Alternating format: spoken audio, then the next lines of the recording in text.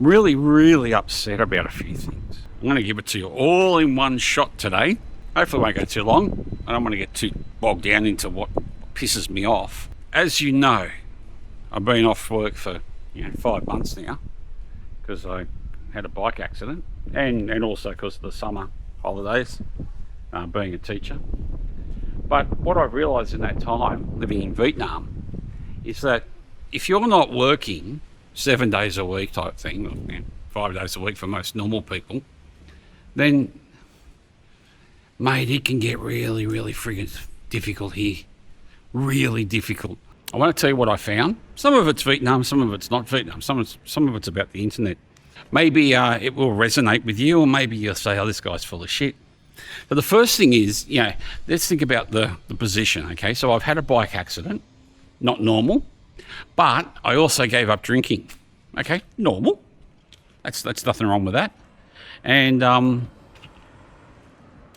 there goes my mate. What has giving up drinking got to do with the frustration? Well, as long as you're drunk, nothing matters. And that's how I spent a lot of my time here in Vietnam. When I had nothing to do, I'd go and drink. Even where I'm living now, just outside the city, every afternoon about 2-3 o'clock, I'd grab the dog and we'd walk over that way to the shop, and I'd buy myself, a couple of beers and sit by the river and have a couple of beers and probably have 1 or 2 more. And I was doing that 6 days a week. It was filling up my time, but it was also wrecking my health. And so I quit that, and I got really frustrated, really angry. And so I started writing a book. And of course I'm making these YouTube videos. And the question is, why do I continue to make these second grade bullshit videos that, not many people watch? I'll get some videos where I'm not going to get 100 views. Other ones I get 1,000. Occasionally I'll get one with 10 or 20,000, which is really cool. But most of my videos, like this one here, no bastard will watch it. So why do I make them? Well, this is the reason why. Because if you don't have something to do, you just go crazy, and then you end up drinking or eating or doing something that's not good for your health. I persist in making these videos, second-rate videos, just because I need something to do. Today, I've spent the morning creating an audiobook, and now, if I just switch that around there, I'm walking down to what they call the clubhouse. The clubhouse is it's a clubhouse. It's got a restaurant on this side, which is actually just a room, and on this side it's got a pool table and a games room. And I'm just going to sit there and process this video, I suppose. I've got to have some targets, got to have something to do. And I haven't got a car here, of course, because you don't have a car in Vietnam.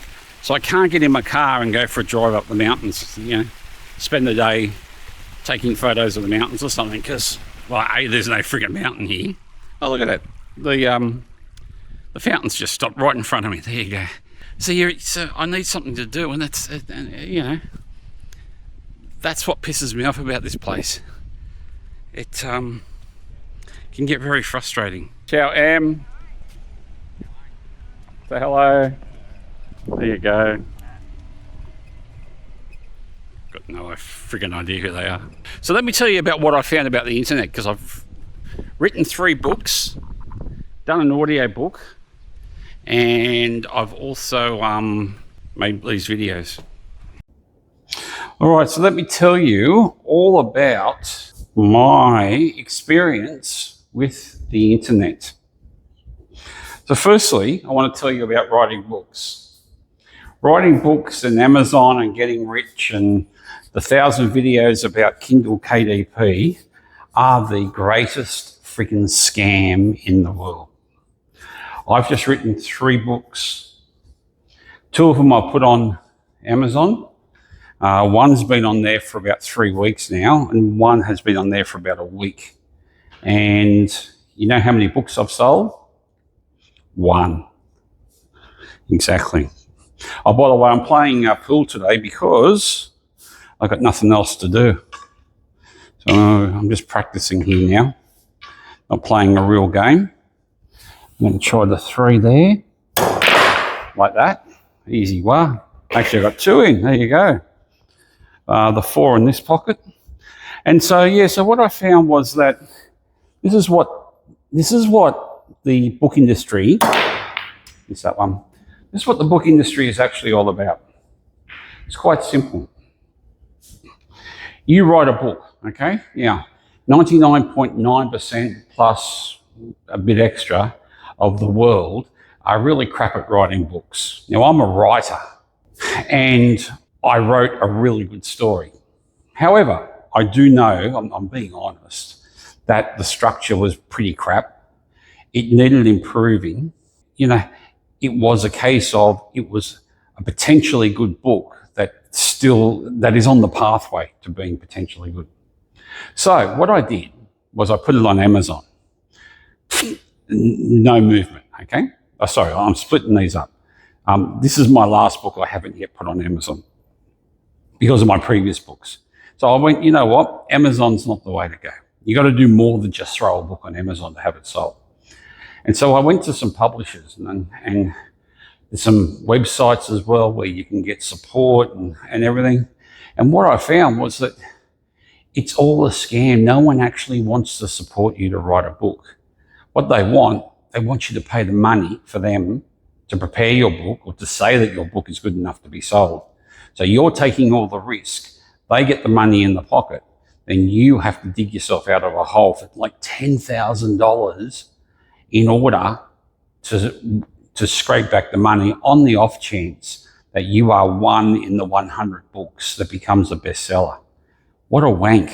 I now realise that I spent 5 months of my life writing these books that are really not worth a pinch of shit.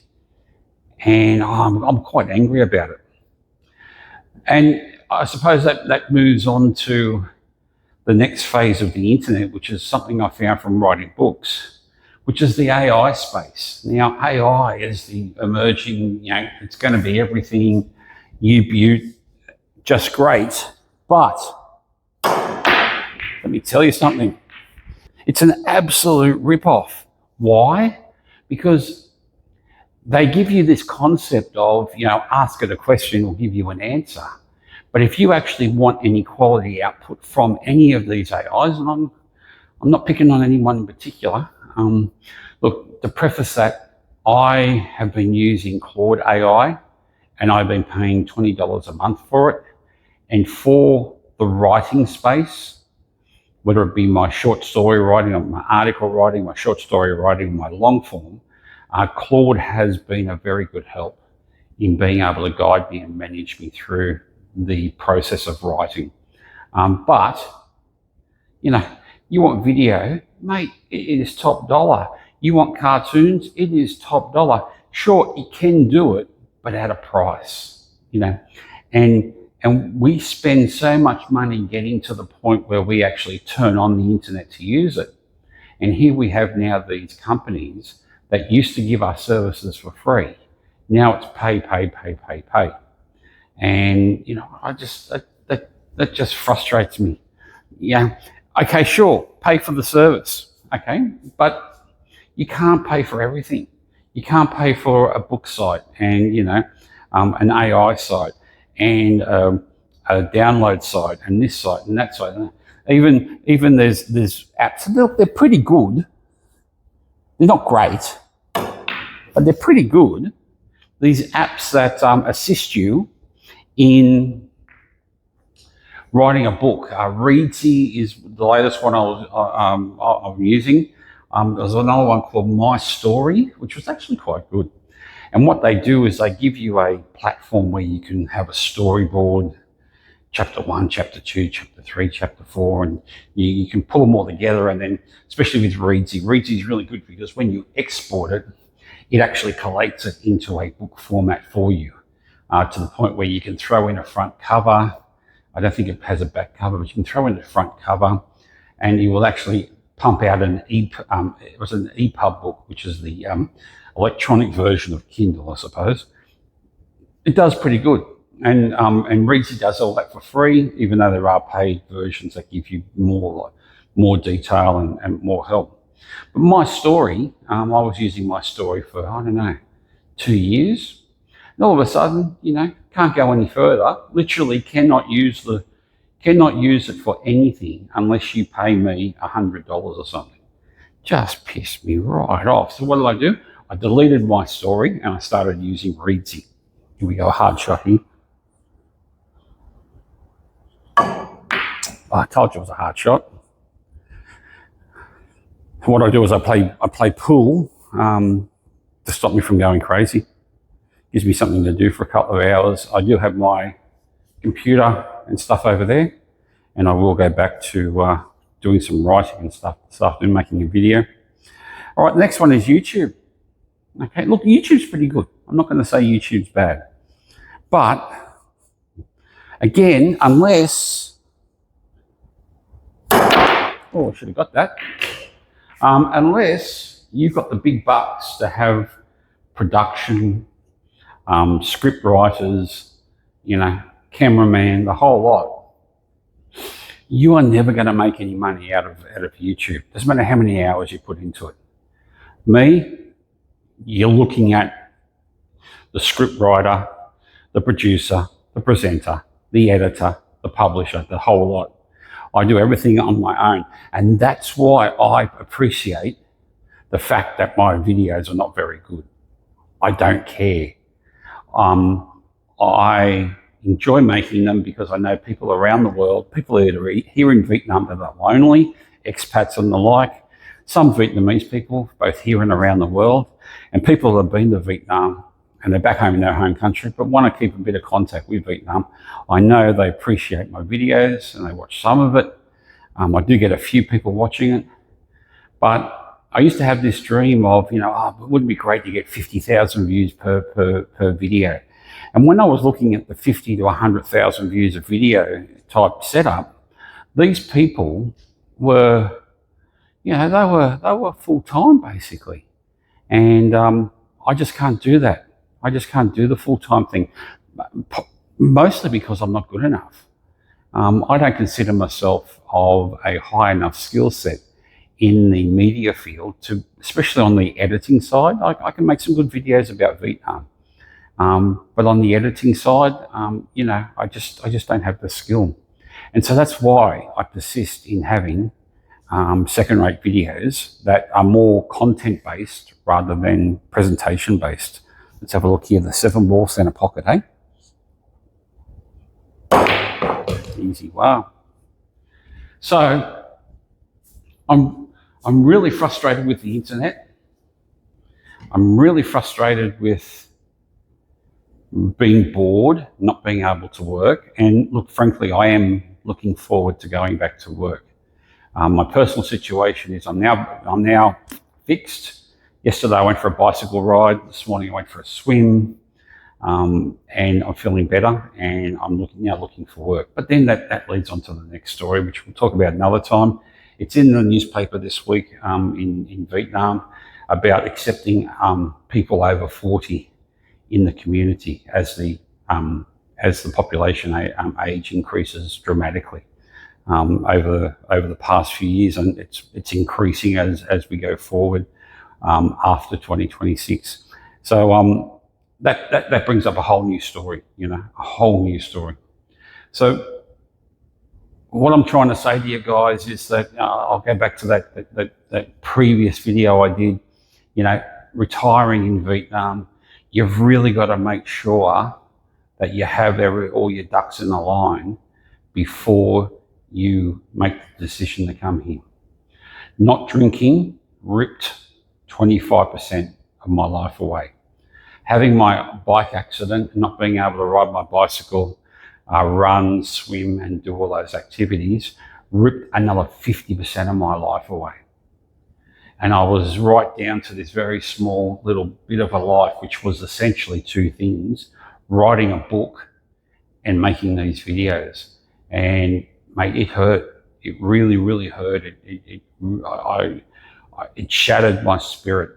And boy, I'm glad I got through it. I'm not disappointed that it happened. I'm just really happy that I got through it. And I'm really looking forward to the next year being more about, being active, mixing it up and hopefully being able to combine my videos with a bit of bicycle riding. I still have that dream next year that I want to ride my bicycle from Ho Chi Minh City to Hanoi. It's about 1,500 or 2,000 kilometres. Yeah, that's another story. So, all right, guys, I'm going to go and keep on playing pool. I've had my spat. Tell me what you don't like about Vietnam. You know, what other things that you found, especially you expats, you know, have you found that emptiness inside that greatness? You know, and I'm not saying Vietnam's a bad place. I'm just talking about us as, you know, middle-aged and older men, expat men in a foreign country. You know, maybe people in Thailand and Cambodia and other non-English speaking countries have the same problem.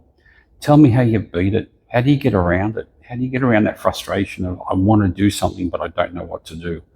I don't have a car, you know, I can't go on a holiday because I have to work tomorrow, but I've got nothing to do today. You know, that type of thing. How do you get around that when you're getting older?